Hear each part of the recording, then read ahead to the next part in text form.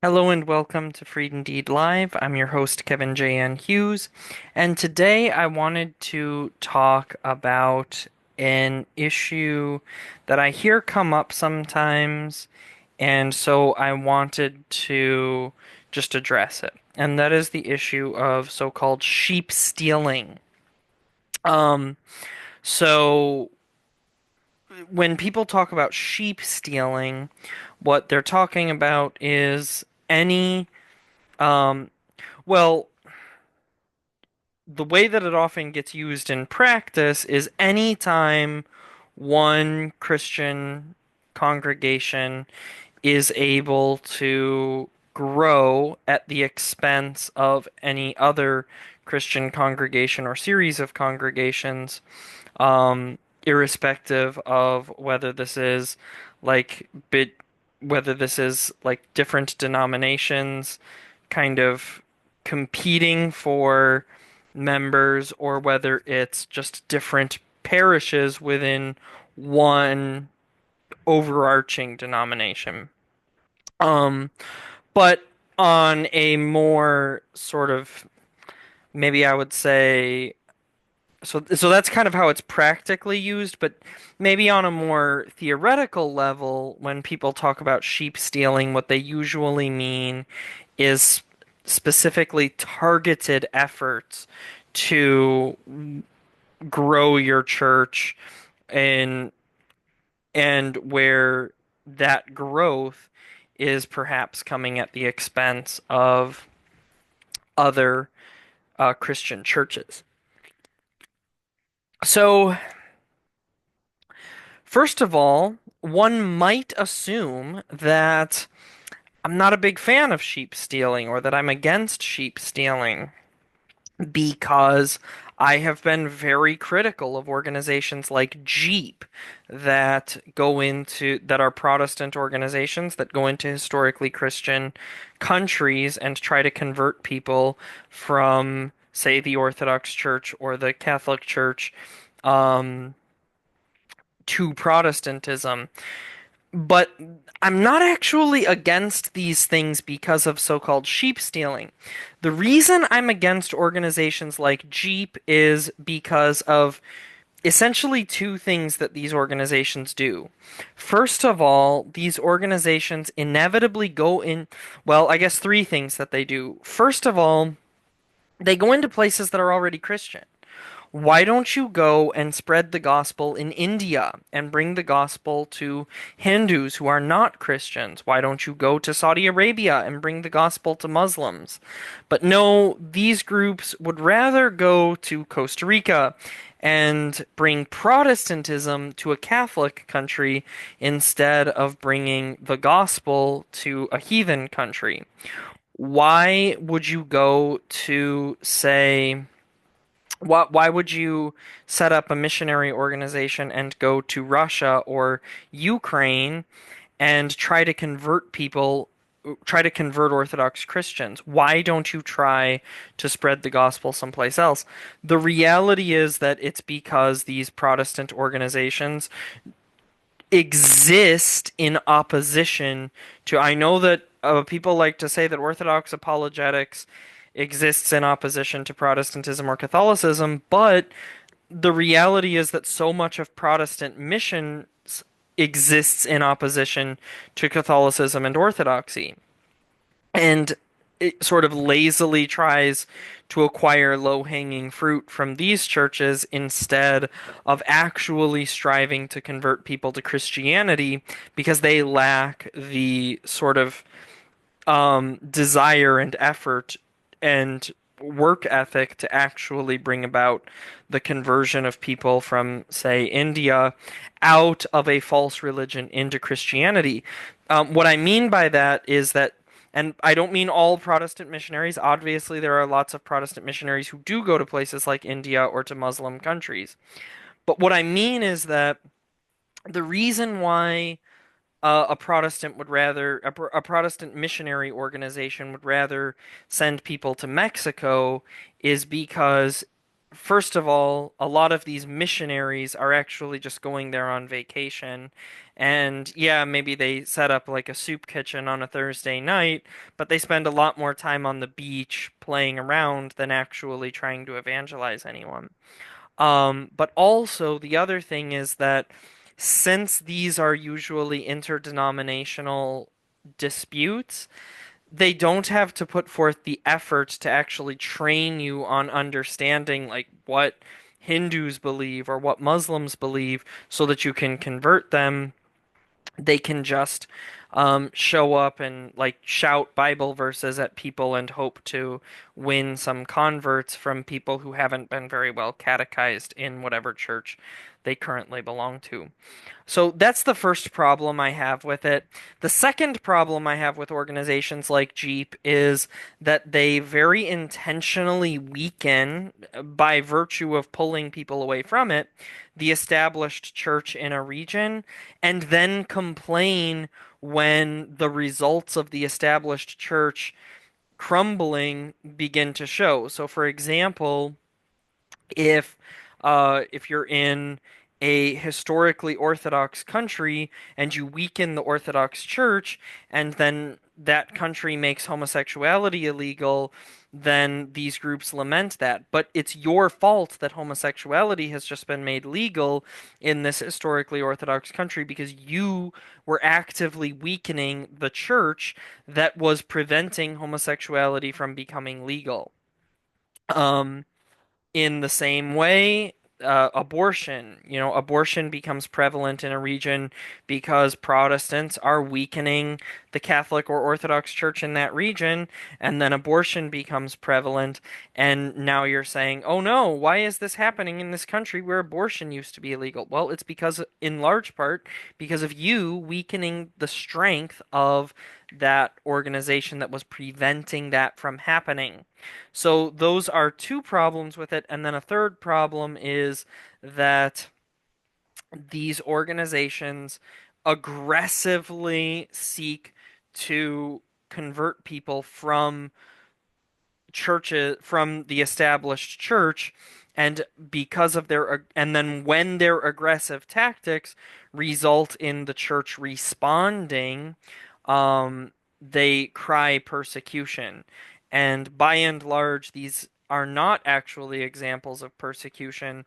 By and large, these are examples of the church trying to stifle these aggressive tactics.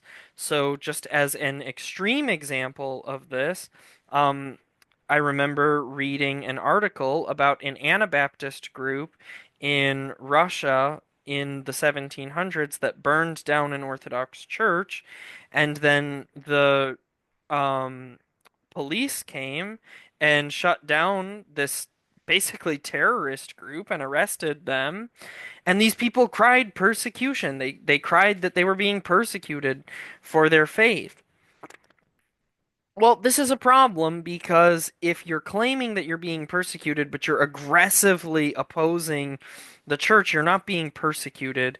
You're either being arrested for criminal behavior or you're being refuted by sound argumentation, um, or even just being opposed by the church that you are actively opposing. None of that is persecution. So, um, those are actually the things that I have against organizations like Jeep. Oh, and then one more thing actually is that they will lie about the established church in a region in an effort to curry favor with donors from whatever country of origin their organization is. So, for example, Jeep will actively lie about and propagandize against the Orthodox Church in an effort to curry favor with Americans and sort of further the American idea that we need to put our money and our military effort into imposing America's will on every other country on earth. And it's really disturbing, it's really disgusting, and I really despise the fact that organizations like Jeep do this.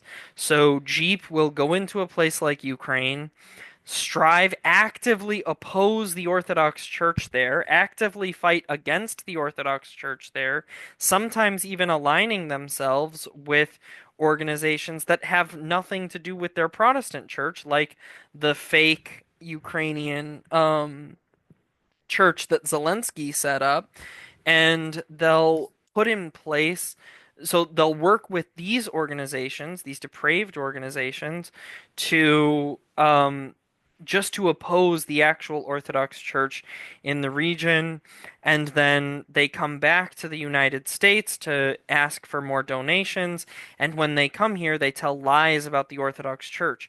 For example, I remember one time a pastor in one of these in Jeep came to a church that I was a part of as a Protestant, and I, as a student of Russian history, knew that the stuff that this guy was saying was just flat out lies. He's talking about all these things that he's claiming the Orthodox Church did that just never happened.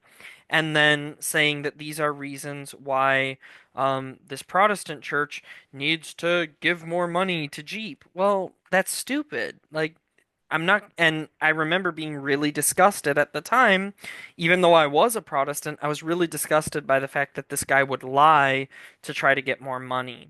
But this is a problem that I have with Jeep, and not just Jeep, but other organizations like this, is they tend to rely on deception to try to get more financial benefits so that they can go back to their home country and or host country or whatever and cause more problems for the established church there. So those are the reasons why I oppose organizations like Jeep, but it's not because of sheep stealing. And here's why. Okay. Um I had to get all of that out of the way just so that you can understand why I'm not contradicting myself when I say sheep stealing in and of itself is a meaningless charge to levy against people. First of all, I find the charge of sheep stealing meaningless because whenever churches claim that another church is stealing sheep, I inevitably find that what's actually going on is that the church that's losing members is losing them to a church that provides some service that this church does not provide. So, as an extreme example, in 2020, the parish that I belong to grew exponentially. And a big part of the reason for that was because we stayed open. So people from all over Washington and Oregon were traveling for sometimes hours just to come to our particular church and join our church and all of this. And people from other churches accused us of sheep stealing, especially there were even some Orthodox churches that accused us of sheep stealing because a lot of their catechumens came and joined our church and got baptized in our church instead of in those churches because those churches were closed during COVID. They were too cowardly to stay open, and come what may, they closed down in response to government mandates, and then they complained when their members came over to our church, which stayed open. And it wasn't just Orthodox churches complaining. There were tons of Protestant and even some Catholic churches that were accusing us of sheep stealing. But it wasn't that we were stealing sheep, it was that their members wanted to go to church and we were open. So they started coming, and a lot of them ended up converting. So that's an extreme example, but it conveys the point. A lot of times, what happens is that these organizations start bleeding members because they don't provide some essential service that another church does. People leave a people might leave a Baptist church and join the Catholic church because there's a Catholic school that they want to send their kids to, and they send their kids there, and because they're participating in the school, they're also learning about Catholicism and all this stuff, and over time, it just becomes much more convenient for them to be members of the Catholic Church, the local Catholic Church that they're sending their kids to already for school, rather than continue to be part of this Baptist Protestant church.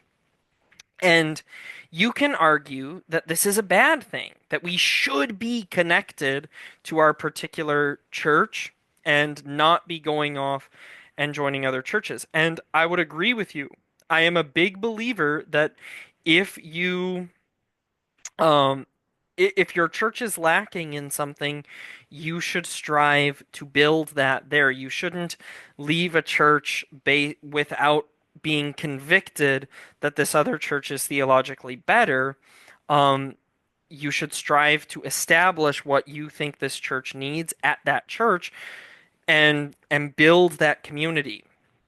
I mean, as an example, in my parish, I felt that we didn't have enough sort of things going on in the community that were separate from the actual church and church building. So like, yes, we had inquirers classes, yes, we had things going on at the church, but we didn't have things going on in the community to sort of be involved in the community and show people. So some other members of my church got us involved in pro-life work, which I think is awesome. So now we're very involved in the pro-life work in our community. Some other members in our church got us involved in tutoring at a local public school, so we're involved in the community that way. And then I helped to start a Bible study that's been going on first at the bookstore and now here at this office. And that Bible study gives our church a foothold in the community to where people who maybe aren't ready to actually attend or who don't want to attend or who have questions but they don't want to come to the Orthodox Church, or maybe they just want to be part of a Bible study, but they aren't Orthodox or whatever, they're not even necessarily an inquirer yet. They come and they have the ability to learn about the church and learn about, what I do, biblical counseling, all these things. So my point is that I saw a need, I filled the need. I didn't just leave my church and go join some other church that was doing things I liked. I made it so that my church had those resources for people. That's what I believe Christians ought to do as much as they can. But with that said, we have to be realistic and recognize that a lot of people just aren't that way.